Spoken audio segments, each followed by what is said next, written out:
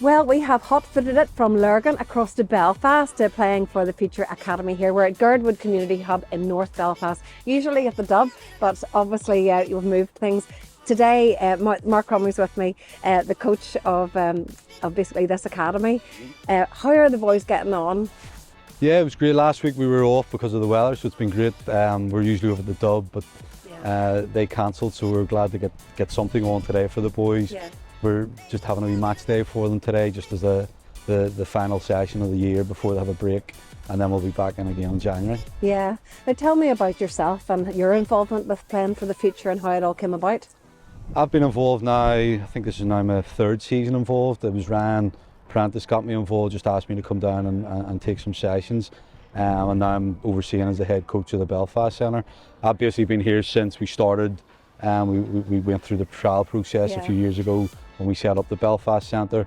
So I've been here as one of the staff since day one. So yeah, love it. It's great that the boys get extra training time. So yeah, it's been highly recommended when I first got involved. So that's why I'm around and now overseeing as a head coach. Because you've had a career in football, of course, as well. Bits and pieces. Played across the water a little bit, and then I was out in the States for a long time. I was playing and coaching out there. So sometimes miss being in the nicer weather than being back here. But no, since I've been home, you know, still try and play a little bit, but coaching's always been my passion. Yeah.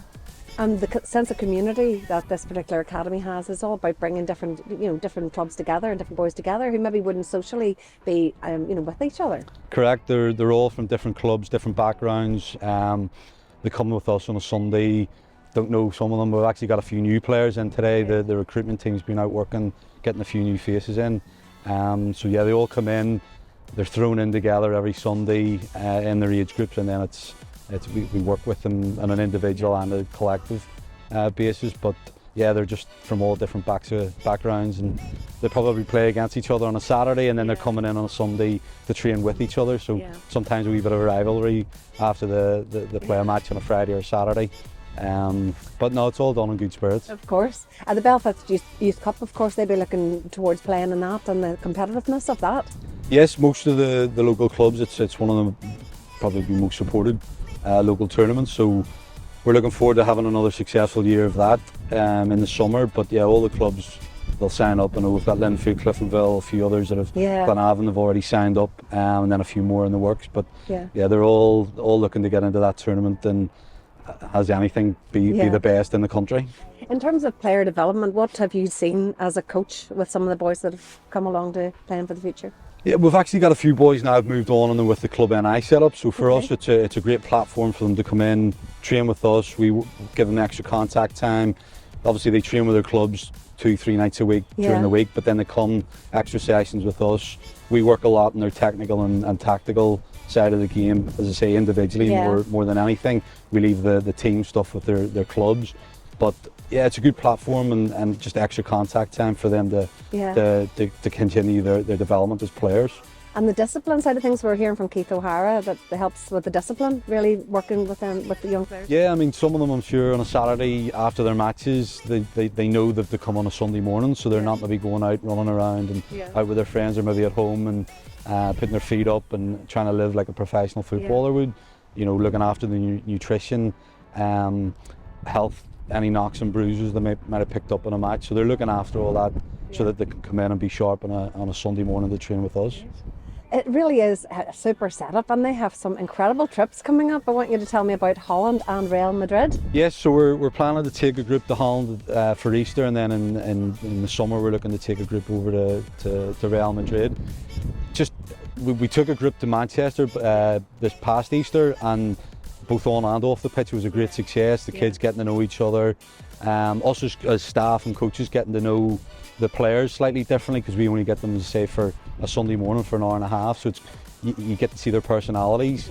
But I think these trips now, they'll really expose them to different cultures, different experiences, going away a bit further afield than staying within the UK, so they're maybe away from their mum and dad for the first time, kind of stand on their own 2 feet. But I know personally from my own youth days playing that you remember those trips for the rest of your life. You make good friends, good experiences, good memories, and obviously getting access to Real Madrid and some of the facilities in Holland will be probably an eye-opener to them, so they'll be really looking forward to doing that. I know I am looking forward to that as well.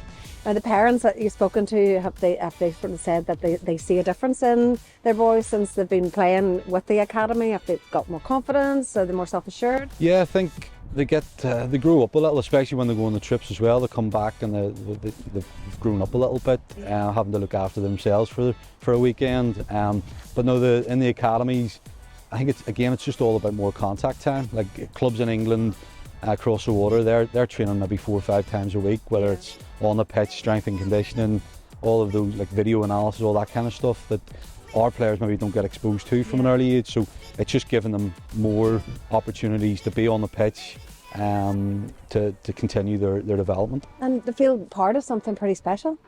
Yeah, I mean, we're all here, we love wearing the gear and being part of the academy, because it is a little bit different than just being with their clubs, and I suppose they get into their little bubble with their club. They know everyone, it's a comfort zone for them, whereas here they're exposed to different backgrounds and cultures, and just meeting new people that then they'll be playing against maybe next week, and they know from a different perspective. Okay, thank you very much, Mark. Good to talk to you. Thanks. Okay.